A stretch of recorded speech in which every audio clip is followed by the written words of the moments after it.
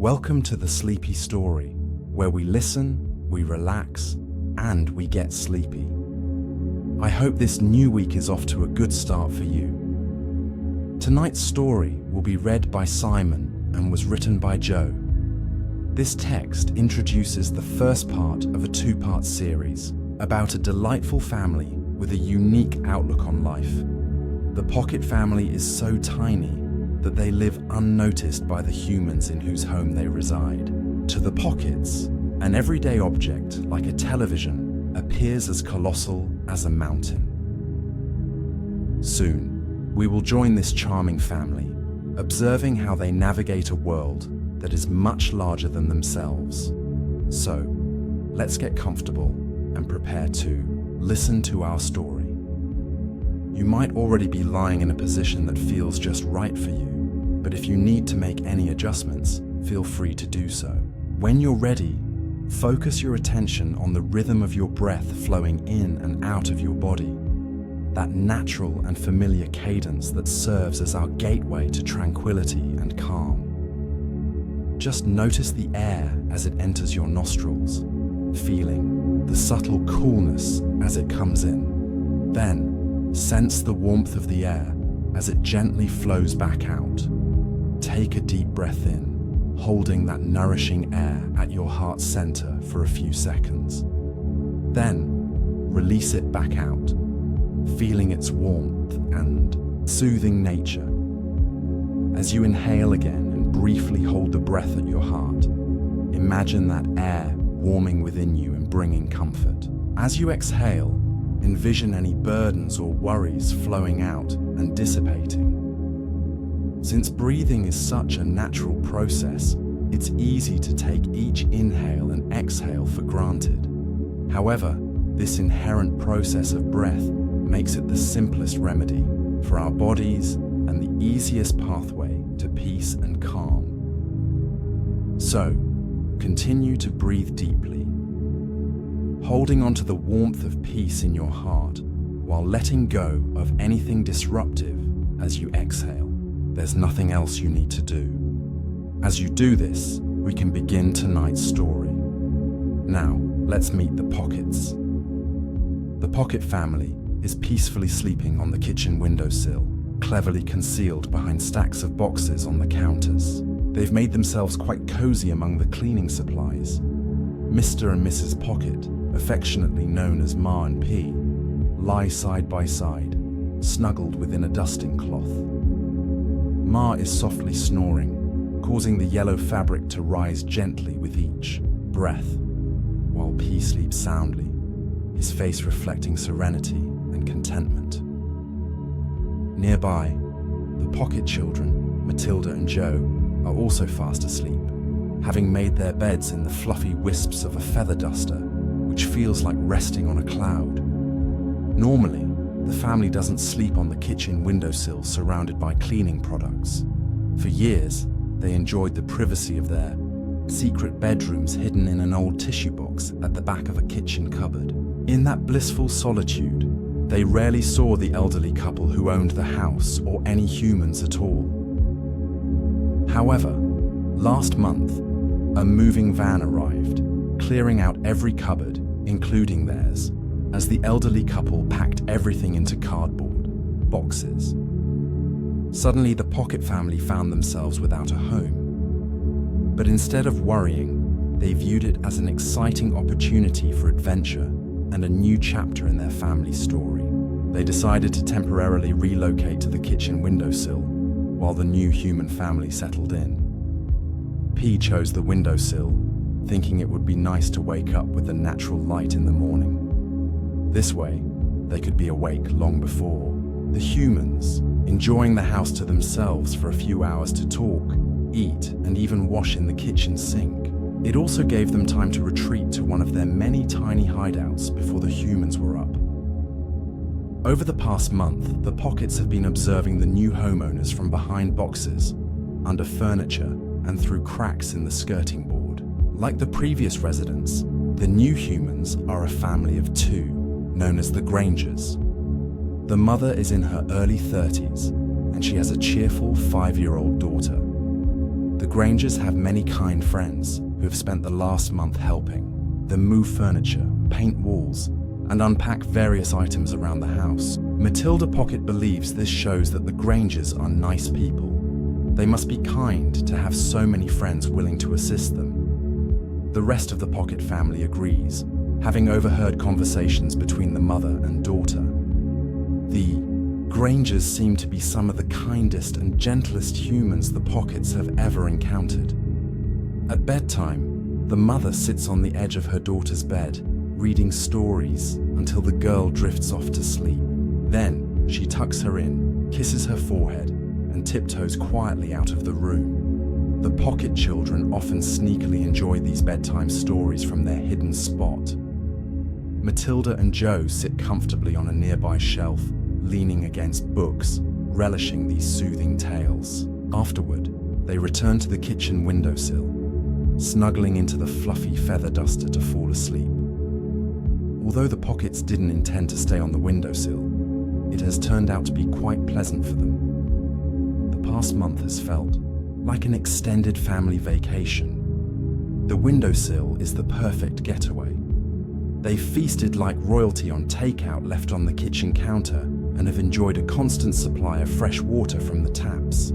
Their bedding may be unconventional, but it's just as soft and comfortable as any five-star hotel's sheets. Ma and P have particularly grown fond of their velvety dusting cloth, with its delightful scents of lemon and lavender. However, they all agree that the best aspect of their new home on the windowsill is the reason P suggested it in the first place. They adore the beautiful light streaming through the window.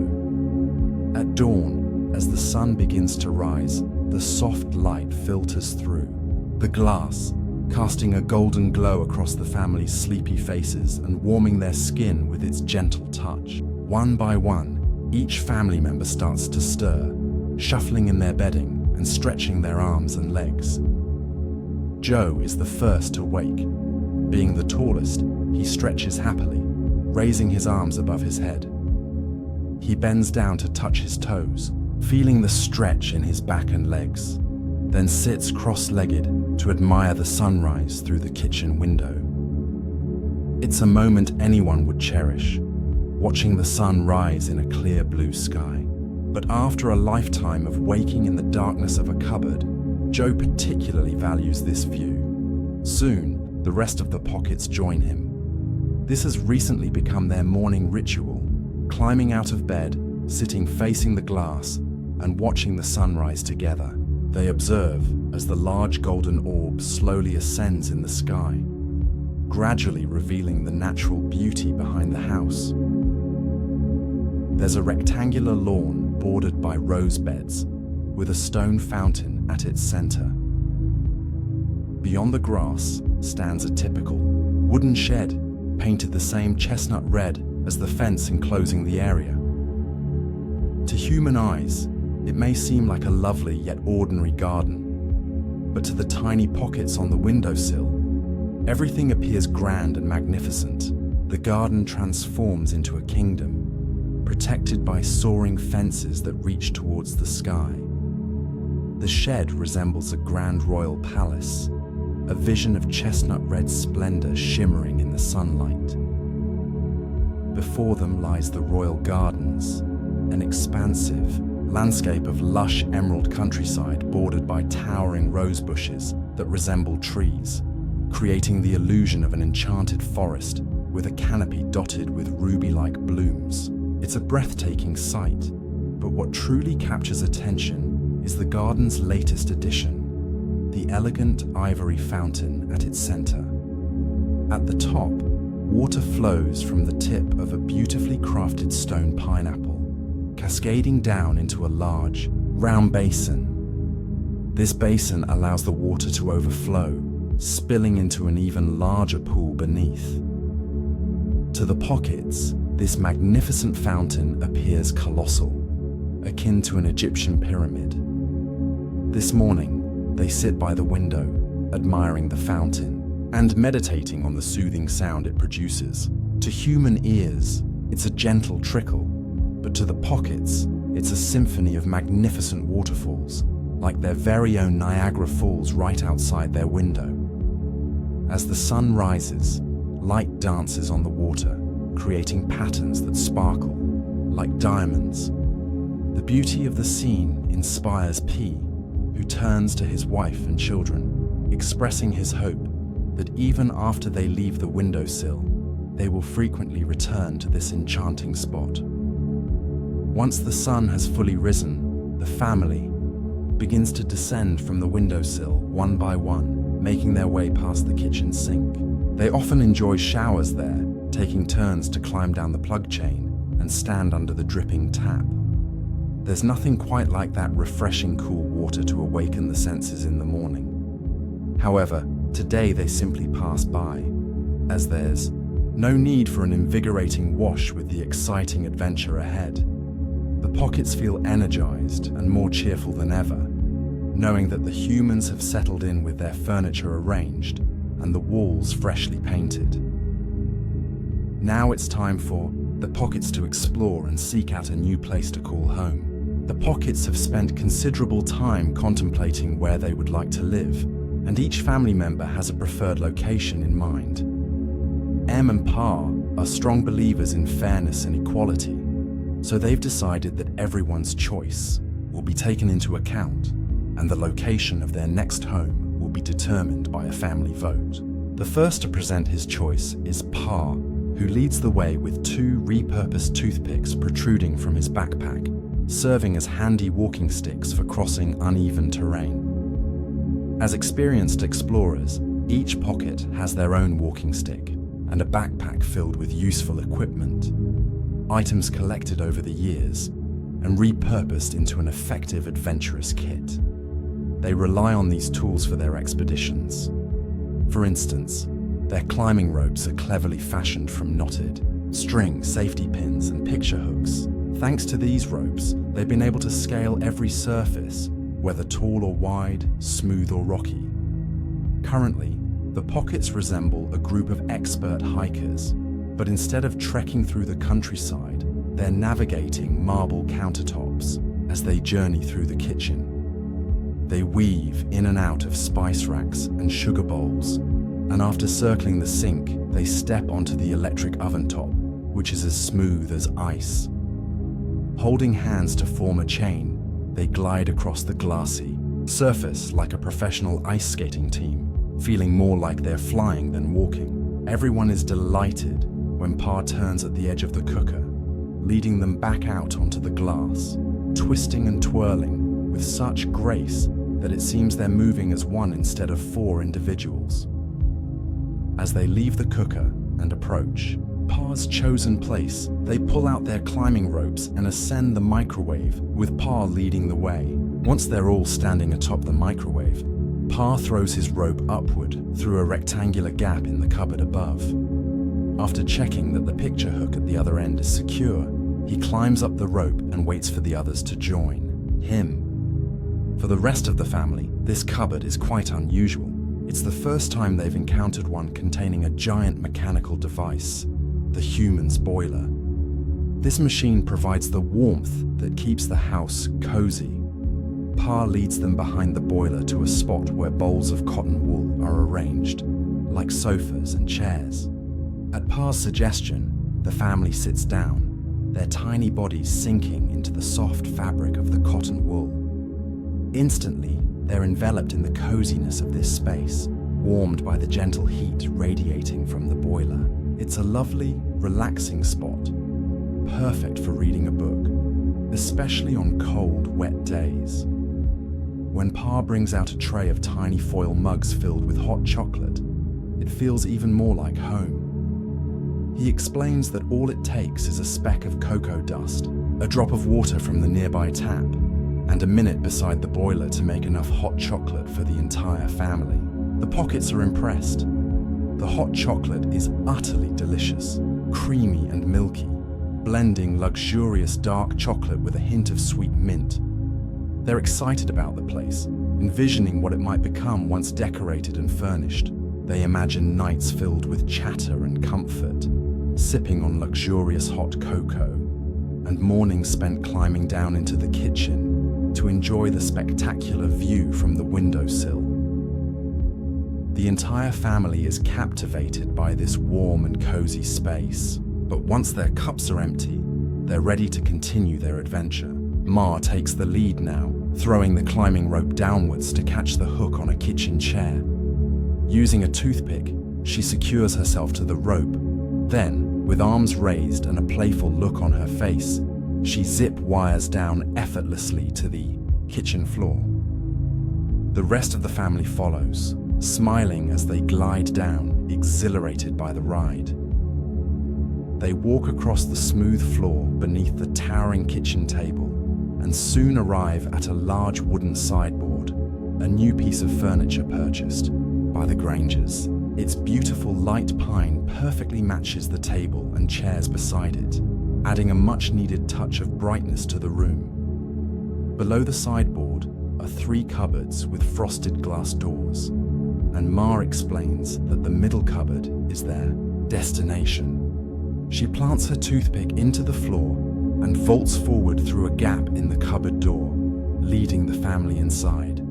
They weave around mountains of fine bone china, bowls, teacups, and saucers. Some pieces are so smooth and delicate they're surely reserved for special occasions, while others are adorned with hand-painted artwork so beautiful that Ma thinks they belong in a museum. Other items are plain in design, but the teacups are polished to a shine, resembling mirrors. Matilda is particularly amused by her reflection. Seeing herself like this makes her feel proud of both herself and her family.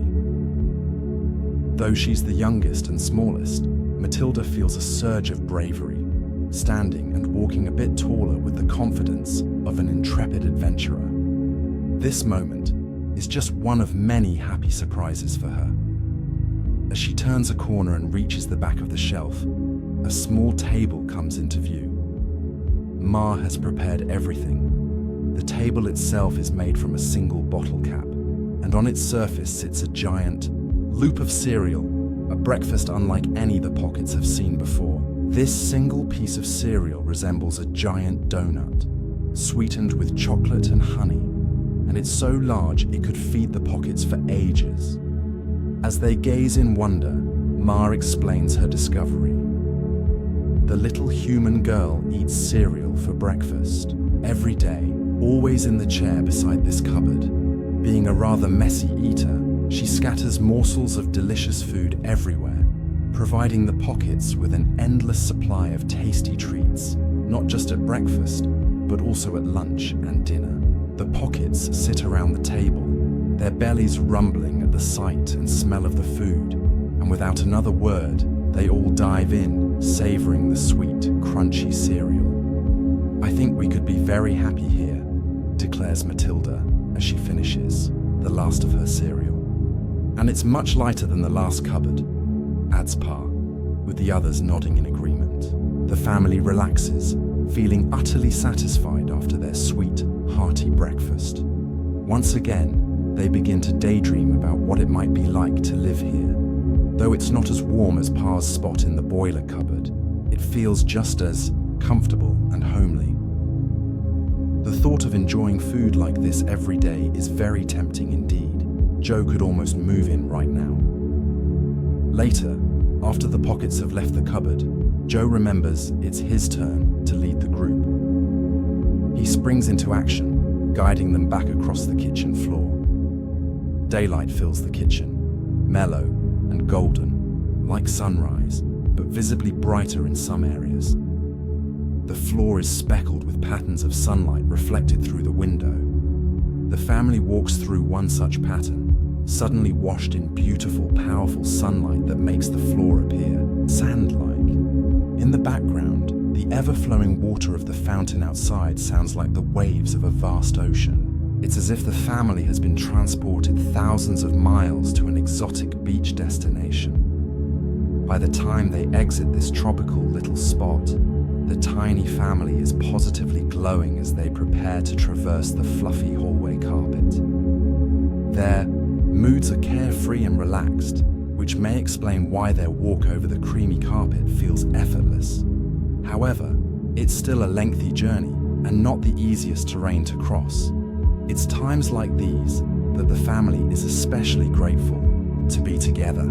They hold hands as they walk among the thick, velvety carpet fibers, supporting one another just as they did before. This particular carpet has only recently been laid, and it's the family's first crossing. Ma is simply struck by its softness and bounciness, and everyone appreciates the lingering scent of new carpet that stays with them throughout their journey, clinging to their clothes as they step through another open doorway and into the living room. Of all the rooms in the house, this one has been most transformed by the new homeowners. Gone is the burgundy carpet that Ma never liked, replaced by a polished mahogany floor. The old wallpaper has been substituted with sun-soaked terracotta. Paint and framed artwork decorates the walls. The walls are adorned with scenes from nature, complemented by simpler pieces likely created by the Granger child. In the center of the room sits a massive leather sofa, a cozy spot for watching the TV mounted high on the wall. This is undoubtedly the largest screen the family has ever seen. Matilda gasps in awe, while her parents chuckle softly. It's no wonder their son would choose such a place. Living next to a giant cinema screen would be a dream come true for Joe. However, as the family follows Joe across the glossy floorboards and up onto the coffee table, they soon realize their assumptions were incorrect. Joe isn't leading them to a crevice in the sofa cushions for a view of the screen. Instead, he guides them across the coffee table to something far more impressive. The large rectangular fish tank brimming with life at the center of the table. Joe beams with pride, resembling a treasure hunter showcasing his latest find. He invites his family to sit in the indentation of a decorative panel on the table, a perfect spot for the pockets to remain hidden, yet have an unobstructed view of the tank. As they sit side by side, the family marvels at the marine and plant life within the vast aquarium. Beautifully twisted chunks of driftwood create a stunning backdrop for fish of every color that flutter among the branches. Even the tiniest fish appear enormous, each sporting a unique blend of colors and patterns. One fish in particular catches their attention, a striking shade of red with large petal-like fins. Joe explains that he has named this fish Rose, inspired by her ruby red color reminiscent of the roses in the garden, and the way she glides through the water like a rose petal floating on a breeze. For the third time that day, the family is impressed. They all agree it would be marvelous to live in such a place.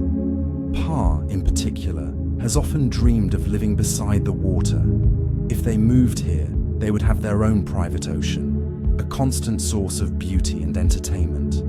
Plus, it wouldn't be difficult to set up their furniture beneath the nearby sofa leg, or perhaps in one of the table drawers below. However, Pa is soon pulled from his daydreams as Matilda stands up, ready to showcase her own choice of location before the family casts their votes. With confidence, she strides down the coffee table, landing softly on the smooth mahogany floor. Instead of turning towards the hallway as the others expect, she leads the family further into the living room. They pass the coffee table and circle around the back of the sofa. Only Matilda has been to this spot, which is why she can't resist. Looking back at her family with a knowing smile, unable to contain her excitement. Soon, the rest of her family shares in her delight.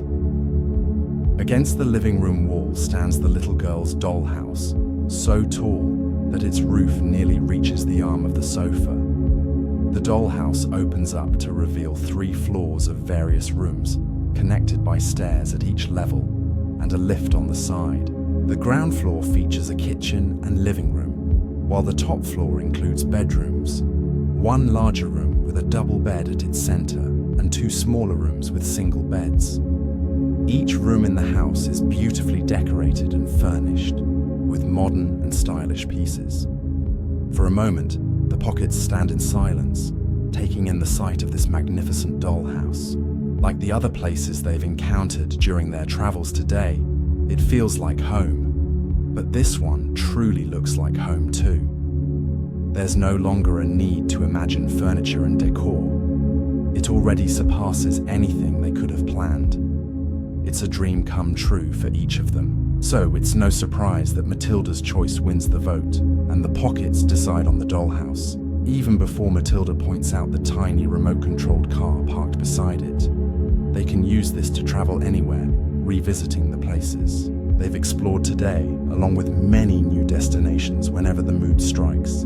They might visit the fish tank or the fountain, or even stop to sunbathe on the kitchen floor. They can fill the car boot with cereal loops, cocoa, and various other delicacies before heading back home to their very own dining room. When it's time for bed, Matilda and Joe can climb into their own beds, where they'll listen to a soothing bedtime story read by their parents. Once Matilda and Joe are fast asleep, Ma and Pa will quietly tiptoe out of the room, leaving the children to dream of new adventures.